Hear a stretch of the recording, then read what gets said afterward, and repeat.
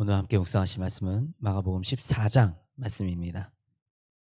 마가복음 14장은 굉장히 깁니다. 그리고 그 사건들이 아주 긴박하게 일어나는 것을 우리가 볼 수가 있습니다.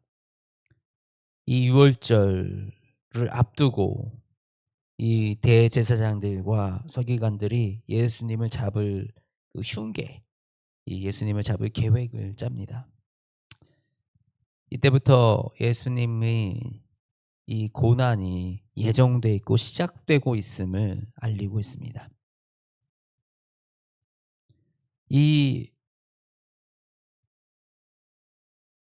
예수님께 한 여인이 이 자신의 귀한 향유를 깨뜨려 예수님의 머리에 부었습니다. 그랬더니 사람들의 반응이 그렇습니다.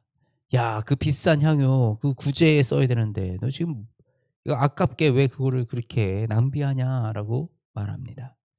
우리가 여기서 우리 생각해 봐야 될 문제가 있습니다. 우리 교회의 역할이 무엇인가? 교회의 사명이 무엇인가? 물론 우리가 구제와 선교를 위해서 힘쓰는 게 교회의 참 해야 될 기본적인 역할이고 중요한 사명입니다. 그런데요, 정말 우리 예수님께, 우리가 하나님께 드려지는 이 예배를 귀하게 여기고 이 예배를 세우고 우리가 이것들을 아끼지 않는 마음으로 드리는 것, 이것이 참 너무 중요한 것이다라는 것을 오늘 이 말씀을 통해서 알 수가 있어요. 우리가 아무리 이 땅에서 살아간다 할지라도, 이 땅에서 선한 일을 할지라 그래도 우리가 그 선한 일을 할 수 있고 이 교회를 온전하게 세워가시는 분은 주님이심을 우리가 고백하고 주 앞에 먼저 우리가 나와 엎드려 경배하는, 그리고 우리의 모든 좋은 것을 주께 드리는, 이것이 참 우리의 믿음 가운데 이 중요한 균형을 잡아야 할 부분이다라는 것을 오늘 우리가 이 말씀을 통해서 알 수가 있습니다. 근데 이때 머리에 향유를 부을 때 예수님의 이 향유를 아까워한 그 사람들 바로 누구였겠습니까? 바로 예수님 곁에 있는 사람들, 예수님의 제자들이었습니다. 이 제자들, 자신이 사랑하는, 예수님이 사랑하는 이 제자들과 함께 유월절, 예수님이 잡히기 전에 마지막 이 유월절을 지키려고 이제 만찬을 여십니다. 만찬을 여시면서 이 예수님의 마음이 어땠을까요? 예수님은 베드로가 자신을 부인할 것도 아셨고 유다가 자신의 배반할 것도 아셨습니다. 그 예수님의 마음이 얼마나 복잡하고 힘들었을지 우리 예수님이 기도하시는 그 기도를 통해서 우리가 알 수가 있습니다. 34절 말씀에 이렇게 기록하고 있어요. 내 마음이 심히 고민하여 죽게 되었으니 너희는 여기 머물러 깨어 있으라. 내 마음이 심히 고민하여 죽게 되었으니, 이 예수님 마음이 얼마나 힘들었는지, 얼마나 그 심경이 복잡했는지 우리가 알 수가 있습니다. 그런데요, 그런데요, 예수님은 흔들리지 않으셨어요. 어떻게 예수님은 자신이 가는 길 앞에서 흔들리지 않으셨을까? 사실 우리가 인생을 살다가 내 인생은 저 사람 때문에 흔들렸어. 내 인생은 저 사람 때문에 망했어. 나는 저 사람 때문에 지금 이 길을 잘못 왔어라고 그렇게 불평불만할 때가 많지 않습니까? 정말 예수님이 가시는 그 길 가운데 예수님이 이 길을 선택하시고 가야 될 만한 그 인간적인 세상적인 이유는 전혀 없어 보입니다. 예수님을 배반하는 사람들, 예수님을 부인하는 사람들, 그 자신의 제자들마저도 예수님을 부인하고 있는 이 상황 가운데 예수님은 그 사람들을 위해서 피 흘려 십자가에 못 박혀 죽으셔야 하는 그 길을 걸어가셨다라는 것입니다. 그런 예수님의 마음, 예수님이 어떻게 흔들리지 않고 자신의 길을 걸어가실 수 있을까? 그것은 바로 예수님이 가실 그 소명과 예수님이 가야 할 길을 분명하게 알고 계셨기 때문입니다. 우리 38절 말씀에 이렇게 기록하고 있습니다. 36절 말씀에 이렇게 기록하고 있습니다. 이르시되 아빠 아버지여, 아버지께는 모든 것이 가능하오니 이 잔을 내게 옮기소서. 그러나 나의 원대로 마시옵고 아버지의 원대로 하옵소서. 예수님은 자신의 뜻이 아니라 하나님의 뜻이 예수님께서 가셔야 할 길이라는 사실을 분명하게 알고 계셨습니다. 자신의 이 흔들리는 마음이 아니라 하나님이 이끄시고 하나님이 예비하셨던 그 일을 향해서 나는 가고 있다라는 그 사실을 분명하게 아시고 그것을 위해서 기도하셨습니다. 우리가 이 그리스도의 길을 따라간다라는 것은 주님이 가신 길, 바로 그 하나님의 뜻 가운데로 우리가 들어가는 것입니다.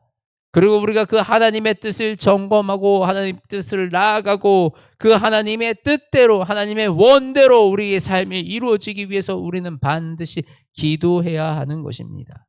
소명을 가지고 있는 사람은 자신이 가는 길이 어딘지, 무엇을 향해 가고 있는지 분명하게 알게 되고, 이것을 분명하게 아는 사람들은 흔들리지 않습니다. 그 소명과 그 가치가 기준이 돼요. 인생에 내가 그 누가 나의 인생을 흔들더라도, 그가 내 누의 인생에 영향을 주더라도 나의 눈은 그리스도를 바라보고 나의 시선은 주님을 바라보며 한 걸음 한 걸음 나아가는 그 인생을 살아갈 수 있게 되는 것이기 때문입니다. 그래서 우리는 기도해야 합니다. 시험에 들지 않게 깨어 기도해야 합니다. 우리 38절 말씀에 이렇게 기록하고 있습니다. 시험에 들지 않게 깨어 기도하라. 마음에는 원이로되 육신이 약하도다. 우리가 시험에 들지 않으려면 기도해야 됩니다. 깨어서 기도해야 됩니다. 우리가 깨어 있는다는 것이 무엇입니까?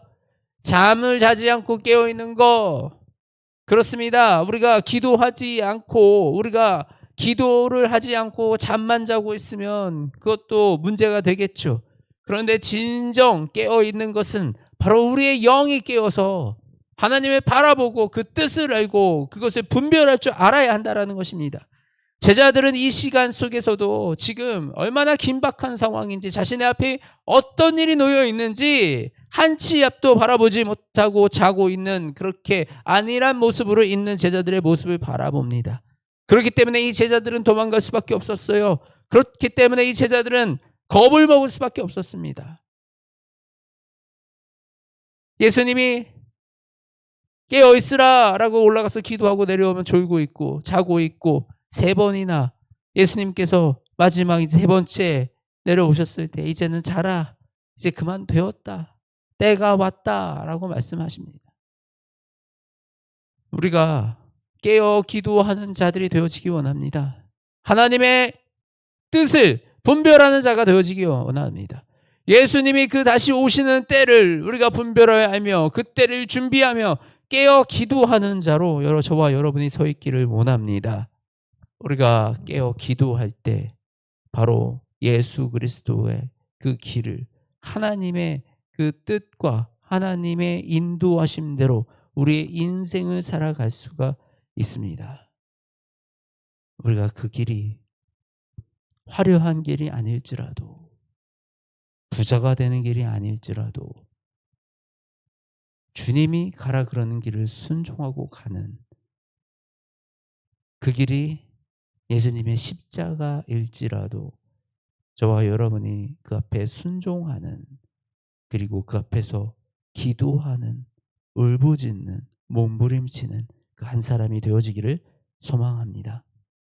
하나님 아버지, 우리가 예수님이 십자가에 못 박히시기 전에 일어났던 이 급박한 일들, 여러 일들을 묵상하며 바라봅니다.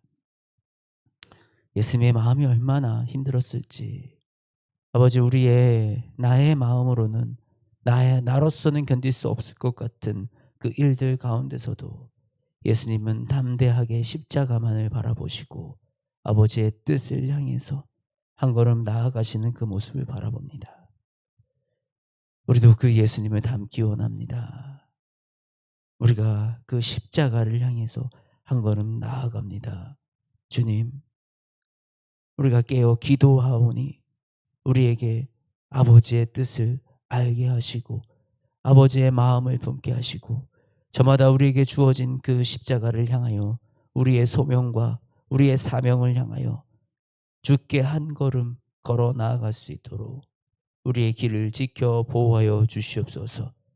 하나님, 우리 앞에 놓인 문제가, 내 앞에 놓인 상황이 크고 거대할지라도 내가 주님을 의지하여 우리는 한 걸음 걸어 나아가오니 하나님, 우리 인생에 이 십자가로 인한 이 부활의 승리를 경험하게 하시고 아버지, 우리가 죽음으로 들어갈 때 그곳에서 역사하시는 하나님을 만나게 하시며 아버지, 우리가 실패와 우리가 가난을 선택할 때 그곳에서 하나님이 공급하시는 풍요와 풍족을 누리게 하여 주시옵소서.